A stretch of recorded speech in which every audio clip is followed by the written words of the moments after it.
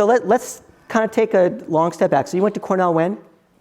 So I graduated in 2002. 2002. Were you there for 4 straight years?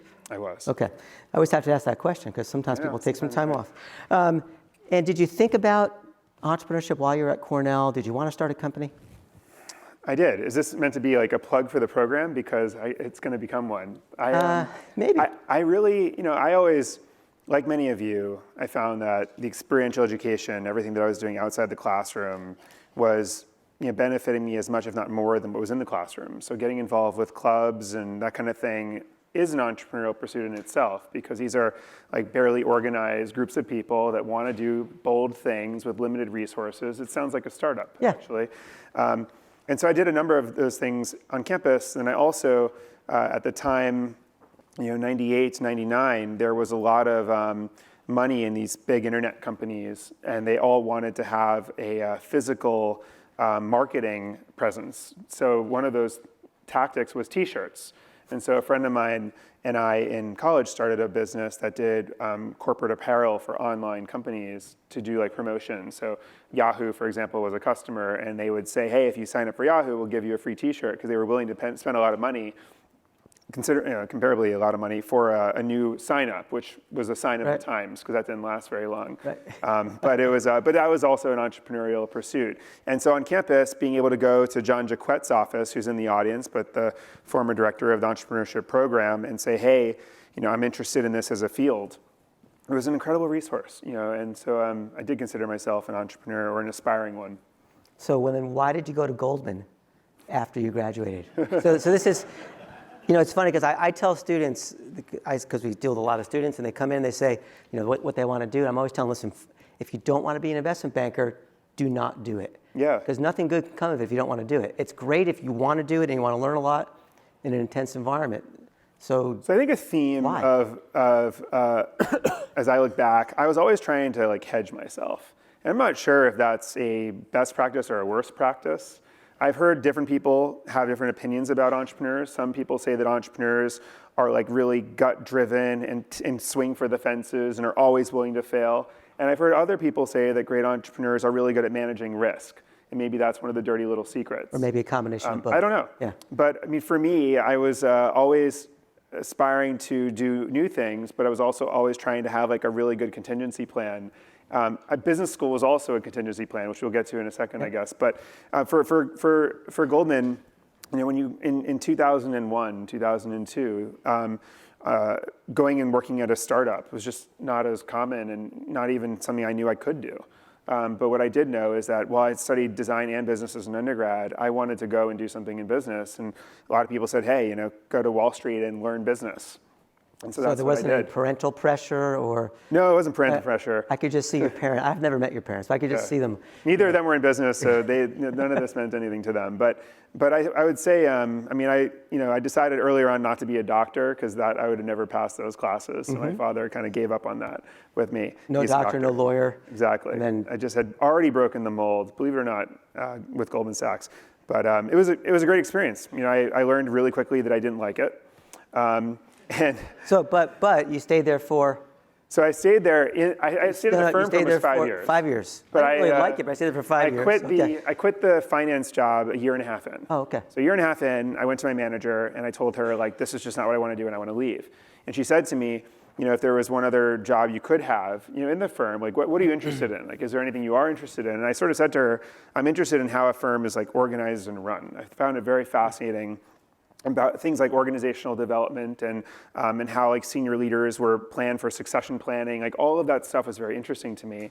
And I ended up getting a really important job for me in my career, which was working for a guy, not the basketball Steve Kerr, but another Steve Kerr, who had worked with Jack Welch at GE, creating their whole Crotonville Leadership Development Institute, and had been hired by Hank Paulson to be the chief learning officer at Goldman. To do things for the firm as well as for clients, almost like management consulting, helping them go through difficult times, that kind of thing. And so I joined his team as the most junior person, and that was an incredible job for me. And I stayed for an additional 3 years. So Kevin, I think we've learned that he went to the wrong school at Cornell. He should have gone to ILR. Probably. Right? All right. ILR design. I took my share of classes in ILR. Anyways.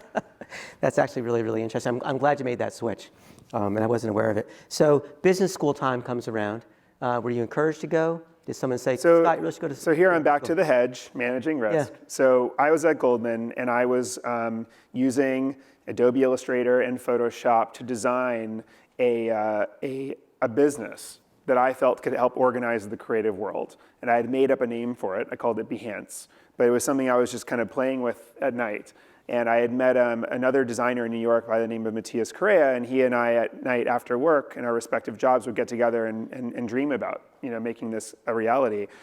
And at the same time, I figured, gosh, how am I ever going to get out of the firm? Like, I have a job here and a career here, and it just, at the time, it felt so hard to extract myself. And so I figured, what's the easiest and you don't have to apologize way of getting out of here? Business school. And so I applied to. This is a very honest and candid interview, pretty smart. right? That sounds brilliant. And so I applied just to HBS, and I basically wrote my essay and I said, I want to organize the creative world.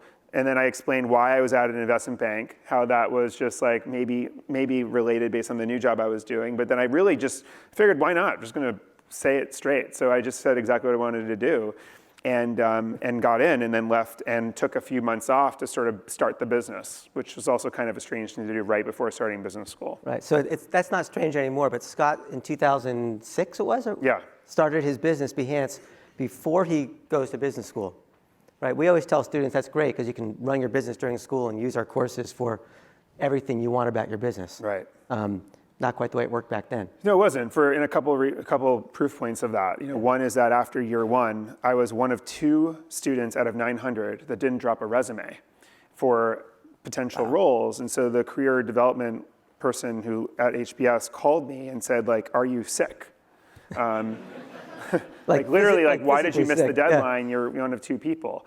So that was a sign of the lack of entrepreneurship as a value of business schools at that time.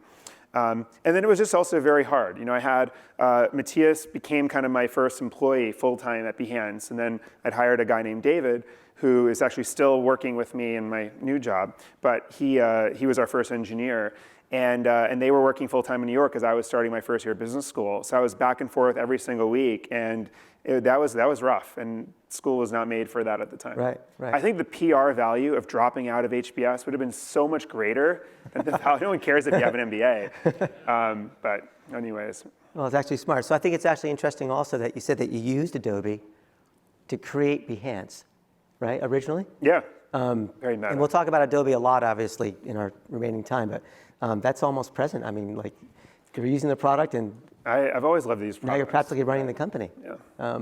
You're supposed to say, I don't run the company. Come on. Okay, so Behance starts before school. Yeah. When did you raise your venture capital for Behance? So also a bit unorthodox, but so Behance was a bootstrapped enterprise for about 5 years.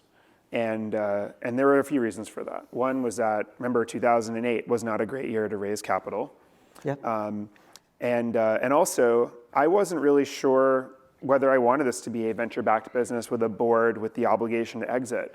In fact, for years, I never even thought of ever exiting. It was a business built to be something that could be self-sustaining and break even. 11 or 12 years ago, we actually had a conference in this space for Behance to help bootstrap our company.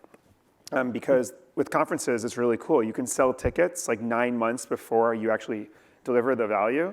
And we weren't necessarily doing a great job at, accounting and recognition at the time. Yep. So that was money for us to run the business.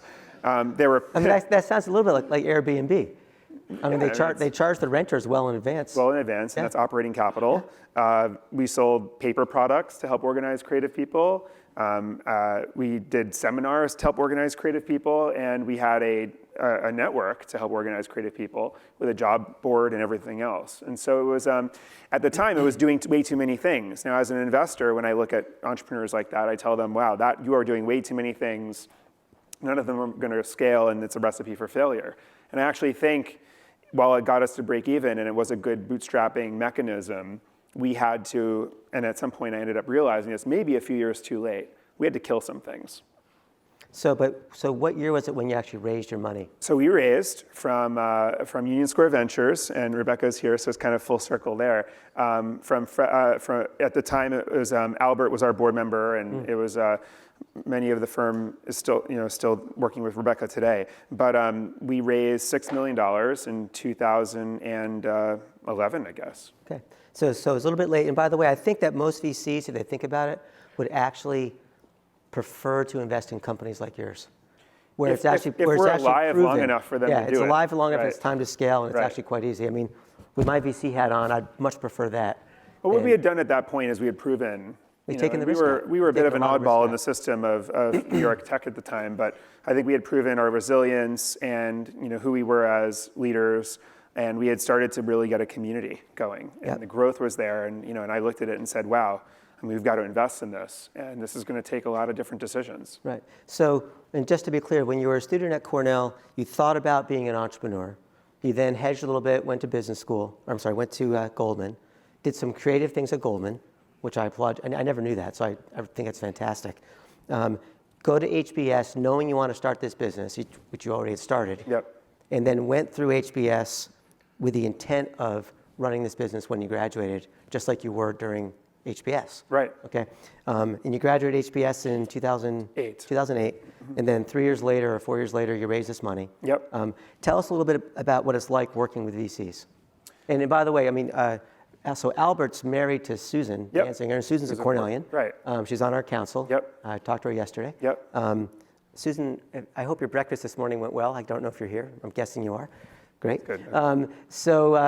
What's it like from your perspective working with VCs? Yeah, well, I mean, at the time, I didn't know what the VC world was like, right? And I was just kind of a fresh entrepreneur.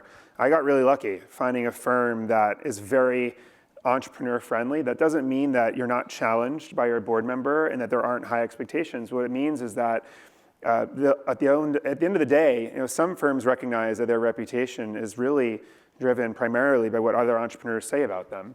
And some firms get really greedy in the final mile and forget that. And it's interesting, when we went through our acquisition, I wanted to take some capital off the top of the acquisition to make certain people whole on the cap table that I felt were maybe recent additions to the team, but had a disproportionate amount of value and really needed to stick with us. And all I got was a enthusiastic thumbs up from my board member Albert at USV. And of course, this is money out of his pocket as well as mine.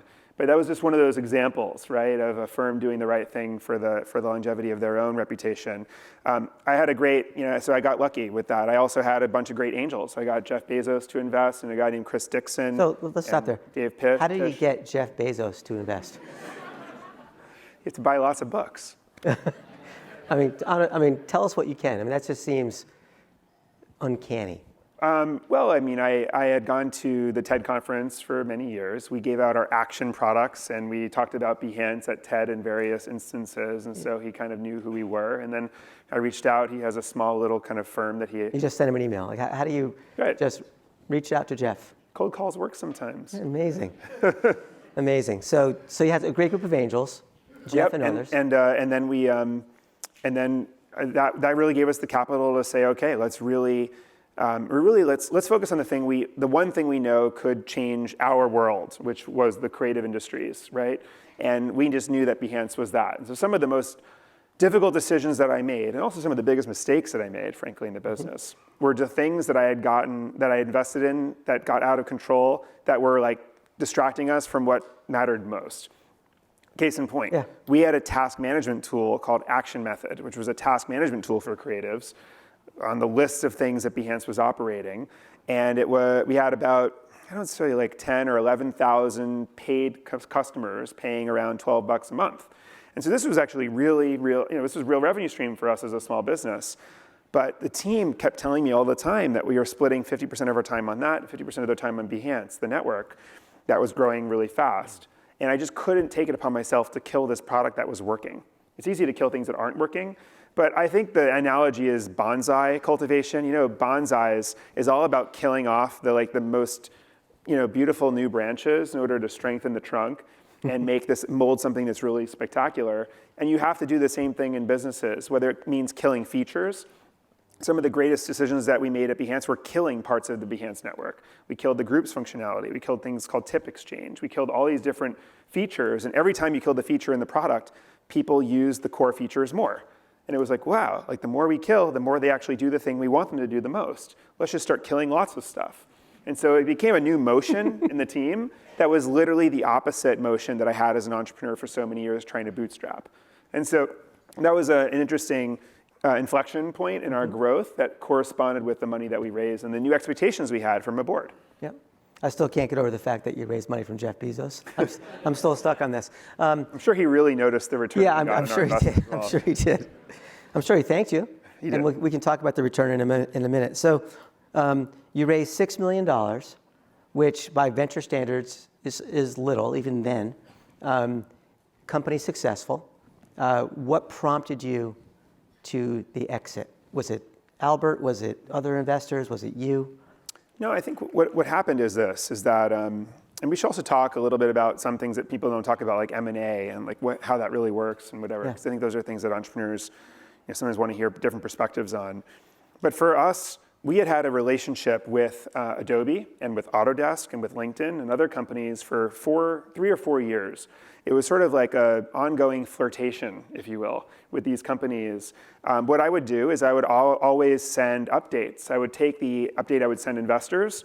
I would edit it slightly by removing some things that I didn't want to share. And then I would just forward it along as FYI, thought you'd appreciate our quarterly update. And it would be great to reconnect and see what we can do together, And it was always intended for primarily like potential partnerships, maybe them being partners or advertisers on our site or whatever. But in the back of my head, I was like, I want these folks to know what we're up to. I want them to see the growth. And when they go into meetings, I want them to be socialized with what Behance is doing. And so doing that, of course, over years leads to many meetings. And when they're on your coast or you're on their coast, that kind of thing. And we had 2 false attempts with Adobe where they kind of came to us and said, we want to work with you. Actually, we want to buy you. But no, this is how we see you. And I was like, no, not a good time. And then another year or so had passed. Then we were going to power a creative network for Adobe. And we had the point where we had a deal. It was a 7-figure deal. We had lawyers in the room. And then someone smart enough at Adobe said, wait a second. We're a software business that may someday become a services business. We're going to give all of our customer data that we don't even have necessarily to this third-party company to run this network for us. And they killed the deal, which was probably a wise decision for them and ultimately for us. And then the third round was really where the company Adobe realized that they were building a service that required retention and engagement and knowing who their customers were. They needed a community. And suddenly, instead of seeing us as an appendage for marketing or something like that, they saw us as a core of the business. And that was the inflection point for me where I said, okay, this makes sense. So if it makes sense for our customers, I felt like our mission with Behance would be better served by integrating Behance into the creative tools people actually use, check. If it was a good outcome for the team financially, which it was, because we had not raised much money, check. And also if I felt like it was something that would keep our team working together, because we felt like we were still in the early innings of the work we wanted to do, and it was. Yep. And so that was where we decided we should probably consider this. And they went forward, purchased your company for a reported $150 million, right? So for a company to raise only $6 million and sell for $150 is obviously a great outcome. You owned perhaps over a majority of the company at the time? Yeah, we hadn't had to give away a lot of it. Right. So I think one of the great outcomes of this was that our team had a lot of equity. And one of the things that I did as a bootstrapping entrepreneur for 5 years is I would oftentimes go back to the team and say, we have 2 options. We can either raise money and pay everyone better, or we cannot raise this money, and instead of giving everyone raises, I will give everyone more equity. And the team kept saying over and over, like, we like what we're doing, we're fine. Like at the time also, no one had kids, we were living pretty sparse lives. And so the team said, hey, I would prefer equity. And was it like a chant? More equity, more equity. It wasn't a chant. There was no union type of vibe to this, but it was great because you know what? We built a team of owners, and that made the outcome as great as it could be for everyone. And that was one of the things that was important to me was if we went through with this acquisition, I wanted to be able to look everyone in the eye and know that they felt like their expectations were exceeded by it. Yep. And at the exit, you had how many employees? So we had about 30 employees, 32 employees. And how'd they make out? They did really well.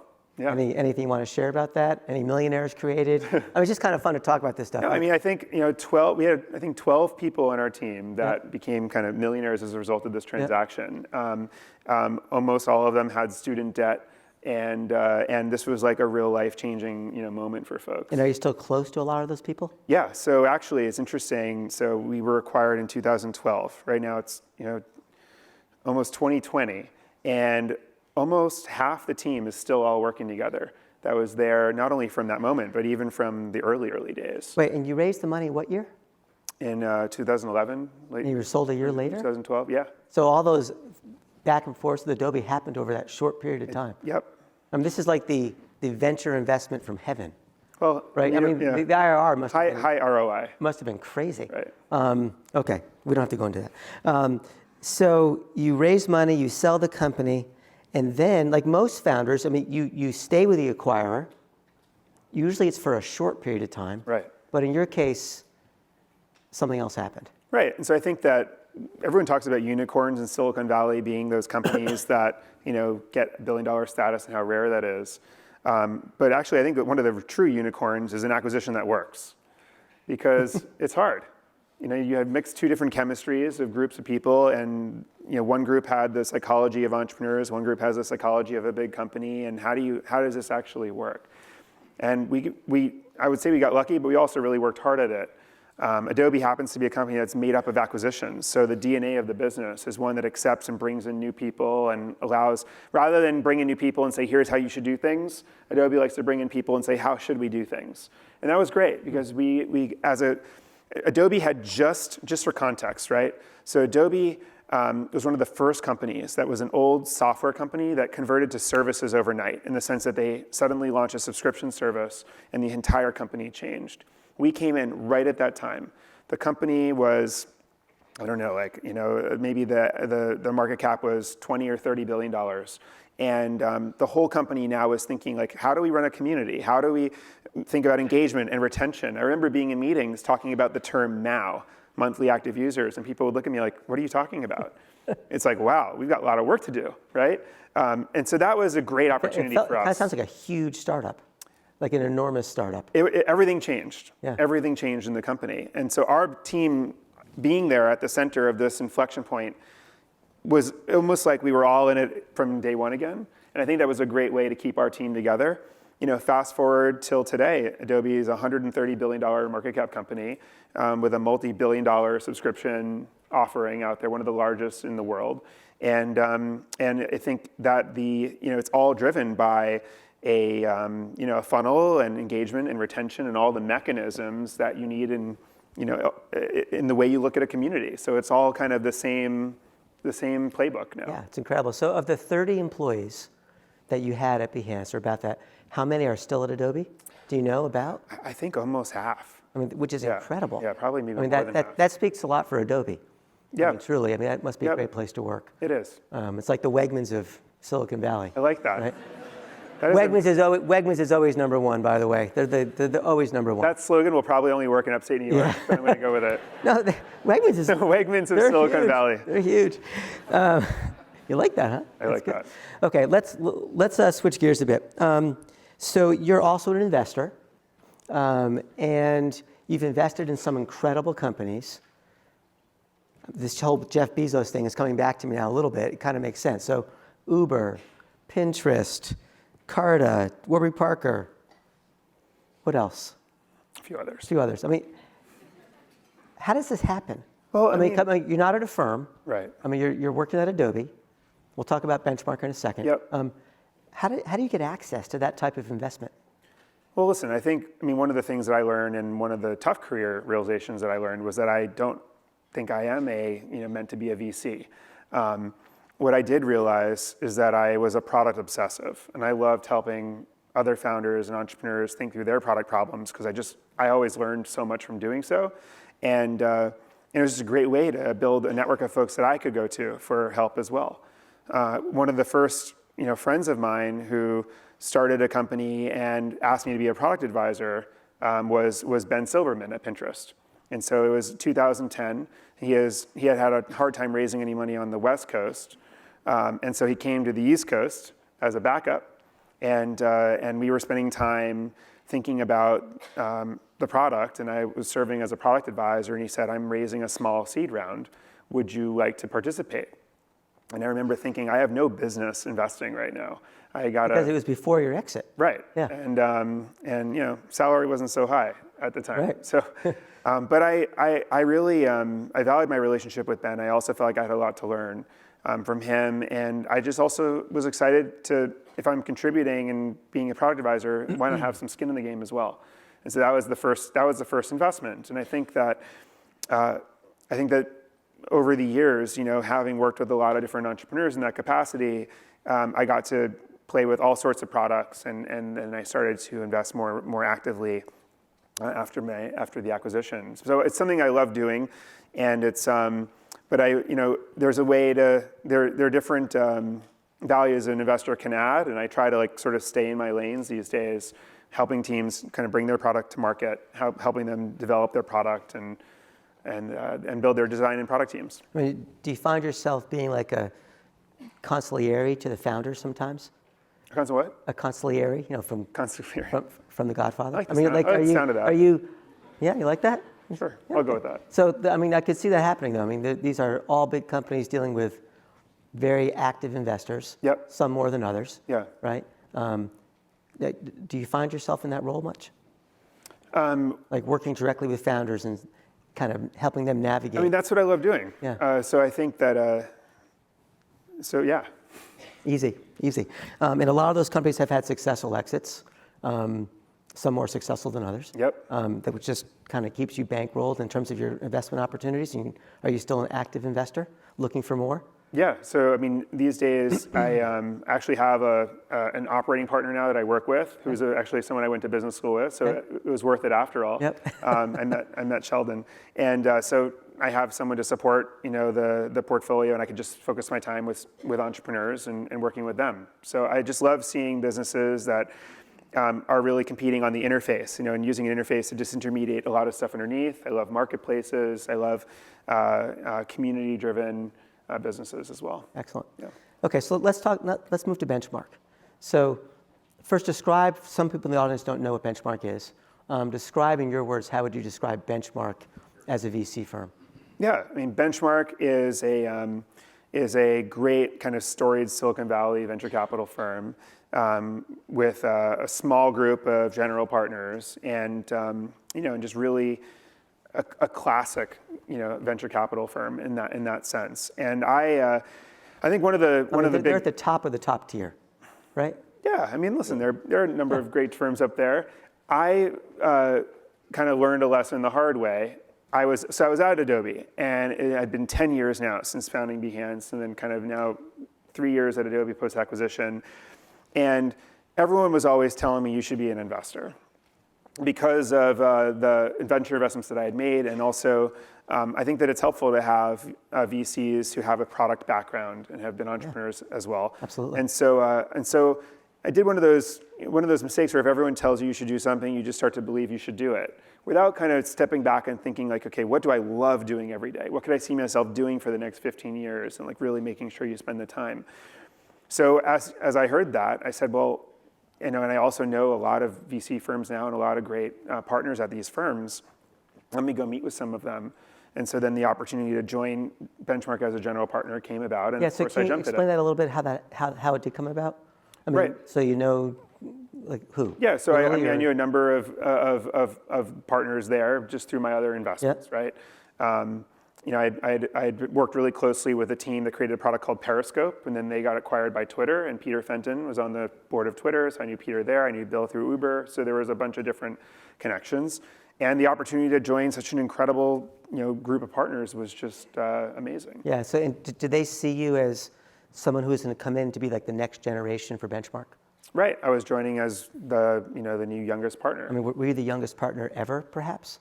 I don't know. It's possible. Probably right up there. Yeah. And then it was, I remember the first few partner meetings, the conversation was a bit more on the finance side than I'd expected. And then, 2 months in, 3 months in, I started listening to a lot of Johnny Cash music.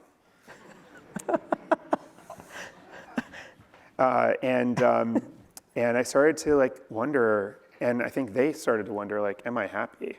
Is this what I want to do? And it felt like really scary. You declare yourself publicly to everyone you know and work with in the world that you're going to make this career transition, and you kind of almost redefine yourself, at least publicly, identity-wise. I did, yeah. And I actually remember talking to you about this, whenever it was, Right. in that room just over there. Yep. And I had a feeling you weren't quite sure about it. Yeah. I'd never talked to you much about it because I never had the opportunity, but I mean, I think it's fascinating. Early days, my partners would just tell me, oh, everyone feels this way, like just wait it out, like it takes a while to get your footing, stick with it and whatever. Anyways, the extraction, everyone kind of helped me. It was fine. I rotated to a venture partner role, and I took some time to think about what was next. So you left Adobe, go to Benchmark as the new generation of partner, leave after, was it 6 months? Yep. Leave after 6 months. 8 months. 8 months? Yeah. Short period of time. And then what? Adobe says, please come back? Like, how did this happen? So I took some time, and I remember our CEO, Shantanu, was in town some period after I had left and was in this venture partner role, and we had dinner, and he talked to me just about just exciting things happening at the company, and and the growth and the challenges. And since I didn't work there anymore, I was very honest with him. I said, well, if I were you, I think I'd have design and engineering and product all in one organization. And Shantanu, you've never had a chief product officer role, and I think that would be helpful for you. I'm not thinking that I am in the candidacy for this, but I just figured, why not? I have a lot of friends there, and Behance's team was still there, and I really wanted to help. And and to his credit, he was sort of like, well, so what if we do all that? Would you consider coming back? Like at that dinner? Following up, in subsequent conversations. And so I at first just didn't think that this was something in the cards, but then I started to think, what am I really passionate about is the creative world. One of the things I love doing with the companies that I invest in is helping them find designers and also build better products. And what if I could, for my day job, kind of be in that world, and then that could really parlay itself into a lot of these investments that I, by the way, had made while I was at Behance and Adobe subsequently. So that it just felt like it was a puzzle that was fitting together. And I felt like I could suddenly see, what I wanted to, achieve in this next part of my career coming back. So what you're really telling us is that you're the accidental chief product officer at Adobe, right? I mean, in a way, you created a role by accident by telling this guy at dinner. And then a couple of days later, he calls you back and says, I thought about what you said. Sort of. It wasn't exactly this way. It makes a lot of sense. Right. How about you? Yeah. And you're like, this sounds great. I love your company. It was an ongoing conversation for a while, but what I did learn from this, again, was forget what everyone tells you should do. No one was telling me in my life that I should go back and do this, right? But I was now, again, like following kind of what felt right to me at the time, doing what I felt I would be the best at and that I love doing the most. And then finding a team that is willing to work with you in doing that and carve out a role. And I think that the mentality of you can't be entrepreneurial in a big company is obviously wrong, right? It's a lot of fun to lead change, and you do so as an entrepreneur, and you do so in a big company, and you learn from both. So that's why I took the plunge, and It's been a little over 2 years now, and having fun. So far, so good. Yeah. So we clearly learned that you're not one to plan far in advance, because you don't need to, for one thing, but there's no sense. And I kind of act that way myself, like, accidental roles happen. Yep. And I love telling students this, actually, because it kind of makes them feel better. Yeah. Like, good things will happen. So do you know what you want to do? Like, I mean, if you were given the opportunity to lead Adobe, would you lead Adobe? I'm just asking, like would that be? You're getting me in trouble here. Like, would that be in the? Oh, listen. I mean, like, would that be attractive? I like going in, I think we all like making career decisions where for the foreseeable future, we're just like super happy and we love what we're doing. And like that is the zone that I wanted to be in and that I've tried to, keep myself in. And of course I always wonder like how do I keep the learning curve steep? Like right now it's pretty steep still. Right. And we'll see. But who knows? Like I think as I look back now, and I've had an experience really being this bootstrapping entrepreneur and a venture-backed entrepreneur. I've had the experience now being a full-time investor and also a pretty active angel investor. Yep. And I've had the experience now being at a C-level at a big public company. And so the question is like, how do you combine all those things to I mean, that perspective is, there's probably only a handful of people that have that perspective. Maybe a few handfuls. Yeah, or those biases. You can look at it either way. Yeah. But, I mean, it's actually pretty cool. So can you speak any more about that? I mean, what does that unique perspective, entrepreneur, angel investor? Well, let's talk about something practical for everyone in here. So who is an entrepreneur in here right now?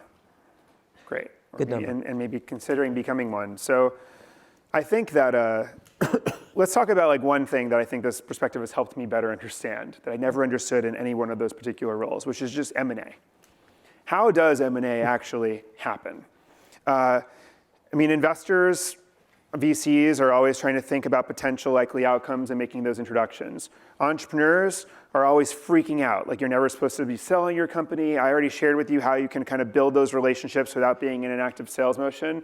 I think it's always healthy to build those partnerships, especially before you need them. I think that's a very healthy thing to do. But what's it like in a big company? So get ready for this analogy. M&A in a big company is like feeding a domesticated lion. And let me explain. Domesticated lion, I don't know this for a fact, I'm just imagining, in a cage in a zoo. If you throw the meat in the cage, it will just like sit there, and really not get excited and potentially not eat its dinner. Instead, I think you have to rattle the cage a little bit, get the lion going, like make the chase there, because that's in the lion's DNA. Like put yourself in the cage? Maybe? Annoy the lion a little bit. Yeah. Put yourself into the cage, to the point where the lion eventually is like, all right, whatever, and then just goes and eats the meat. Okay? Okay. That is M&A in a big company. And the reason is so you battle the big company. The reason is you this. Annoy them. Here, bear with me, but the reason is because, in any big company with big, annual goals, quarterly goals, systems, cycles, processes, there is just always so much gravity around everything internal. And whenever someone talks about a potential startup or a new technology that you could bring in, it's a great conversation, and then the meeting's over, and then you go to another meeting, and then another week happens, and another week happens, and then it all kind of fades away. And so the question is, how do you kind of break through that tendency in a big company?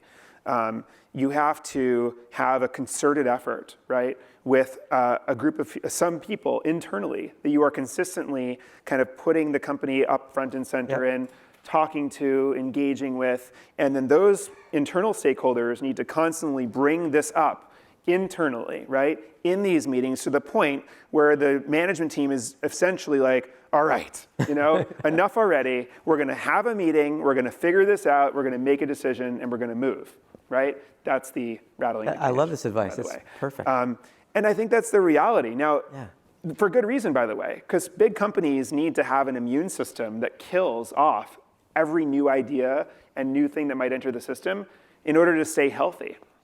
But every now and then, every company needs an organ transplant where you suppress that immune system and allow it to either make a bold change or to make an acquisition, do something inorganic to change itself, right? You shouldn't do that a lot because it's hard, it's disruptive, right? But you have to do it sometimes. And so I think that the art as opposed to the science of this stuff matters. And I think as an executive, you have to appreciate it. An entrepreneur, you have to kind of know what you're dealing with on the other side. This is fascinating. Okay, we have about 6 or 7 minutes left. Let's have some Q&A with Scott from the audience. If you have a question, raise your hand. I can barely see runners. I have one in the front here. I'm sorry I'm the backup plan, but you know what? This was fun. It was good. It was excellent. So we have one right in the front. Do you have? Raise your hand again. There you go. Hi, I was just curious, what kind of stages are you looking at for investment? When a company is like really getting off the ground, are you really only looking to give advice? Are you looking to give funding when they're more mature? How mature should a company be? And I understand it's probably specific to the different types of companies, but what are you typically looking for as an investor? Yeah, so as a seed investor, I love getting, I love meeting the team at the very early stages, either before the product is launched or right after.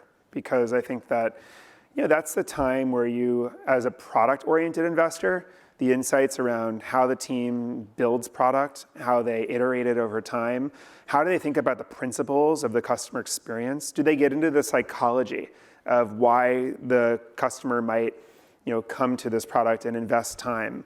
A lot of the metrics that I think about with an early stage product are things like the first mile experience. Because if you think about it, any product that any of you are building, the only thing that every possible customer will touch is the first mile of the experience. Almost 60-80% of them will drop off before they get to like the core value you're really trying to deliver.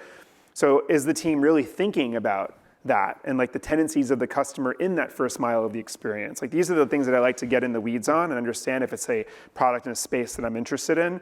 And those types of things are, those are the best indicators of that stage. Those are the things I like to think about the most. So that's why I try to stay, in that stage. And then, later we'll hear from Rebecca, who, starts looking at that stage as well, but then, typically leads things in the C stage or Series A, right? Sometimes a little later, posts some traction. And then there's other firms that are even later than that. And they're really looking for already proven viable businesses, and then it becomes somewhat more of a financial analysis sometimes than it does a product and team analysis later on. Fantastic. Who else? There's one in the back here. Actually, a whole bunch a couple over there. Keep your hands up so our mic person can see. Hi, thank you for coming on such short notice. I have a really quick question about startups. So I have a couple ideas that I'm playing with, and I realize that I need a diverse team, even if that's a team of 3 people, to really help me try to like pioneer what I'm trying to do. And I find it very hard to keep people motivated. Like, you have you first introduce them to your idea, and they're really excited about it, and then they want to start helping. But then it's like, okay, let's schedule a meeting, let's talk about this, and they're kind of like, I got this, I got to do this class or whatever. And I'm like, okay, and I find myself like constantly harassing them, like emails and text messages, and when I see them like on the street, I'm like, hey, so did you get my email? So I wanted to know like what are some of the tactics that you used to keep your team of people? So let's talk about this for a second. It's a great question because we are all born with this short-term reward system from birth, where we're always trying to get validated, we're trying to get kind of appraise, sort of love from our parents, and then checks on the tests from our teachers, and then grades in the course, and then salaries, and then bonuses. And actually, it was Fred Wilson, one of Rebecca's partners, who said at a conference that we hosted in this space about 12 years ago that the 2 greatest addictions in life are heroin and a weekly salary. And when you unplug yourself from one of these things, when you join a startup, when you pursue something that may happen 5 to 7 years from now if you're lucky, right? And you work hard enough, those short-term rewards are no longer there. And I think, your question is like, how do I can get people super psyched by this vision that I have for the long term, but then week after week after week after week, it just starts to like reality kicks in, everyone starts getting distracted, emails pile up, other job opportunities come in. How do you keep a team together long enough to become experts and to figure it out? What if that is the secret of startups, is just sticking together long enough to figure it out? And I don't think the answer is to like somehow articulate the long-term vision enough that people just stay and are committed. I actually think you have to short circuit the reward system and revert back to that short-term reward when there isn't any. And so if you don't have great base salaries and you don't have metrics and you don't have sales, you don't have all these other short-term mechanisms that keep us on the track, you have to invent them for your team. We did that with all sorts of fun things. First of all, I've been a vegetarian for 28 years, and my team thought it would be really funny to make me agree that when we had 100,000 members in Behance, that I would eat meat off of a certain developer's fork. And I was like, sure, whatever, we're never gonna get to 100,000. And then lo and behold, at Christmas dinner 2 years later, like I had to do this. Weird little mechanism, but we called them slap bets, and we had tons, like dozens and dozens. We had a system just to track them. And this was a short-term mechanism to just make it fun and keep the culture engaging. Another example, Behance, as I said earlier, was a made-up word.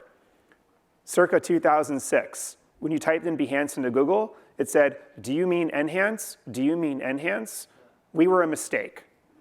And so our goal was to no longer be a mistake. We wanted enough portfolios and enough blog posts out there linking back to Behance that someday we would be a legitimate search result. And lo and behold, about 7 or 8 months later, maybe late 2000, or sometime in 2007, someone typed in Behance into Google, and we were legitimate search results. And it was just one of those moments where we were like, yes, we made it. Yep. And then I kid you not, 2008, Beyonce becomes super popular, and we lost it all over again. Okay. So by the way, I've been a vegetarian for 30 years. So I just have, it's only because I'm 54 and you're like 12, so it's okay, right? Okay, we are out of time for Scott. Thank you so much. It was Thanks, wonderful. Doc.